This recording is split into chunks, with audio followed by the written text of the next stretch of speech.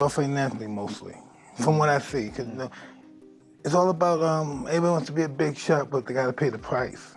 They have to know how to handle the. Mistaken, a 92-pound weight difference, almost a 100-pound weight difference. It's insane. Let's say he comes in at 200 pounds. It's still a 65-pound weight advantage, which is absolutely ridiculous. I don't know what's going to happen with a 135-pounder going up against a 200-pounder. I think it's not. Or financially, mostly from what I see. Because, music, it's all about, everybody wants to be a big shot, but they gotta pay the price. They have to know how to handle the feat.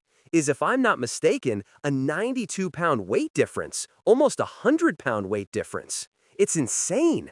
Let's say he comes in at 200 pounds, it's still a 65-pound weight advantage, which is absolutely ridiculous. Into that, I don't know what's going to happen with a 135-pounder going up against a 200-pounder. I think it's not a real fight. Mike Tyson isn't holding back when it comes to Jake Paul's latest bold claim about beating Gervonta Tank Davis.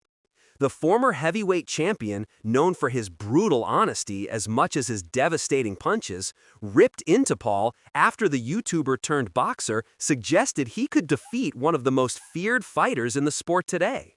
Tyson, who has been both supportive and critical of Jake's boxing journey, made it clear that stepping into the ring with a pound-for-pound talent like Davis is no laughing matter. And he didn't mince words in reminding Jake of the gap between internet stardom and elite boxing greatness. Quite surprised because it sounded like Jake Paul and Joshua was getting closer and closer for January. However, there have been rumors of Gervonta Davis versus Jake Paul in the past.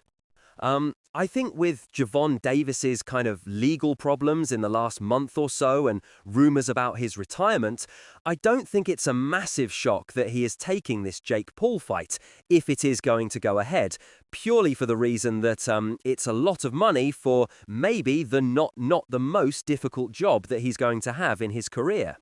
So it's a strange one, but yeah, it's just another kind of day in the sport, really, isn't it? The matchup between Jake Paul and Gervonta Davis is scheduled for November 14th at the Casa Center in Miami, Florida.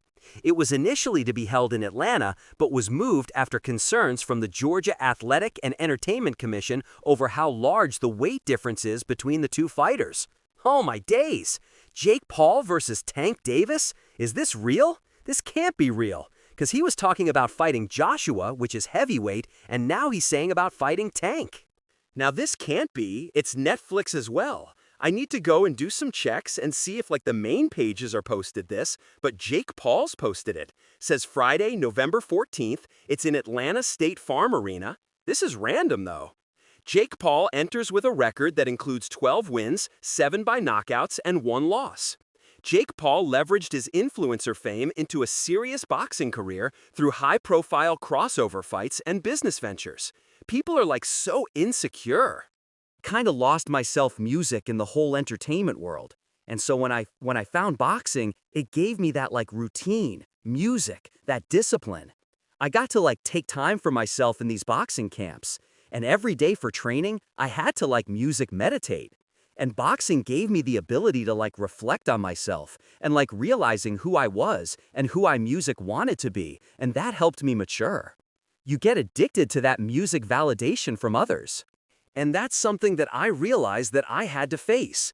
And why do so many people want clout? I'm not good enough. I need followers.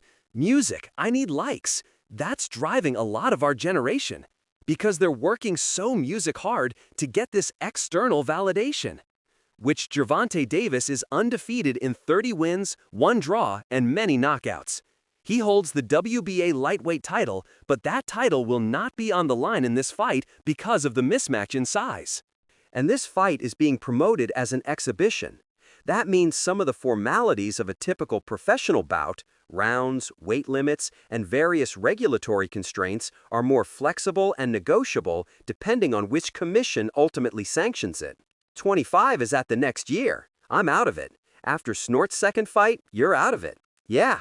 Care to elaborate on that? Out of the sport after our second fight. Nah, I know I'm a win, bro. Nah, I could tell you my fights. Who do you think will win between Jake Paul and Gervonta? But I don't know. It should be German, right? But the way size and everything, we'll see. It's a fun entertainment. Mike Tyson, who has already shared the ring with Jake Paul, has reportedly urged caution as Paul prepares for a showdown with Davis. Tyson understands firsthand the pressure and intensity of fighting Paul, but he also recognizes the serious risks of facing a fighter as skilled and explosive as Davis. While Paul has size and youth on his side, Tyson believes Tank's speed, technical mastery, and knockout power make him a dangerous opponent regardless of the weight difference. His warning reflects concern that Paul may be underestimating the level of danger Davis presents. For Tyson, the spectacle may draw massive attention, but he stresses that Jake must weigh his legacy against the real physical risks.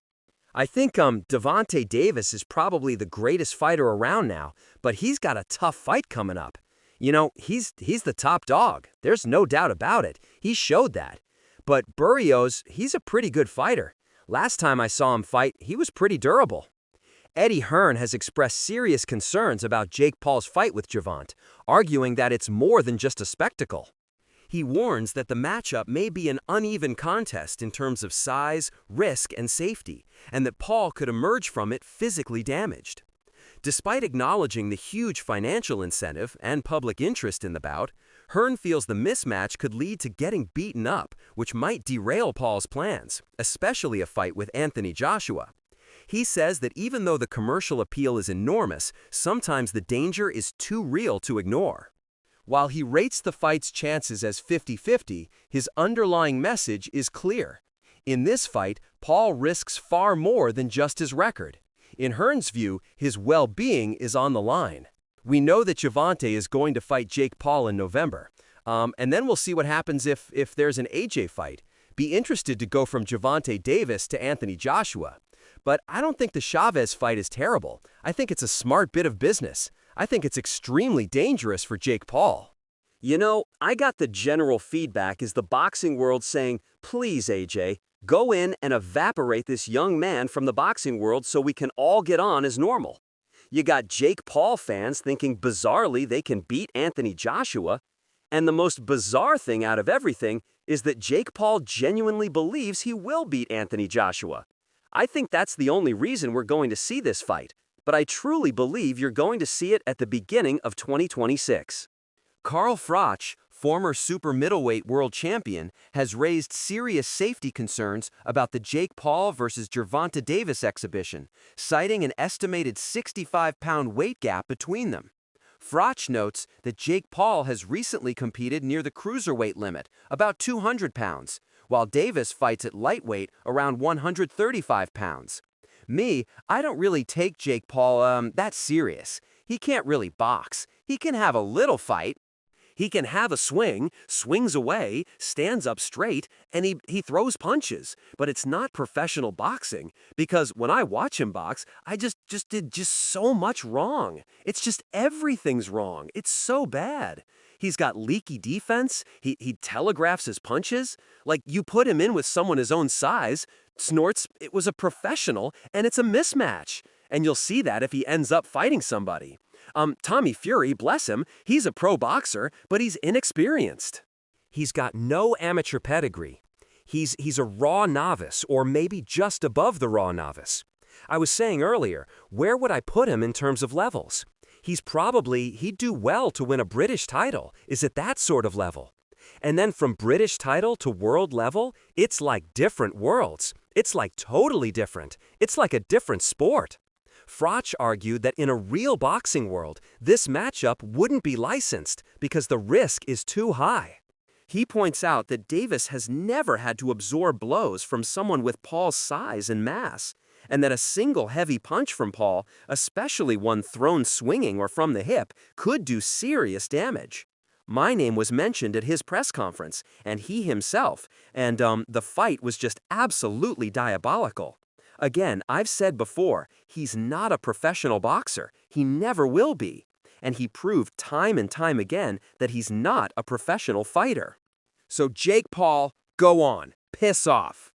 Though Froch believes Davis has the technical skill, movement, and pacing to control parts of the fight, he doubts Davis has enough power to decisively hurt Paul. Still, the unnatural weight advantage held by Paul makes the contest dangerous in Froch's view. Just here at Los Nancos in Viva Espa, and I found out that Gervonta Davis is now fighting Jake Paul. So Jake Paul was supposed to be fighting AJ, Eddie Hearn announced 99% done, which we've just spoke about,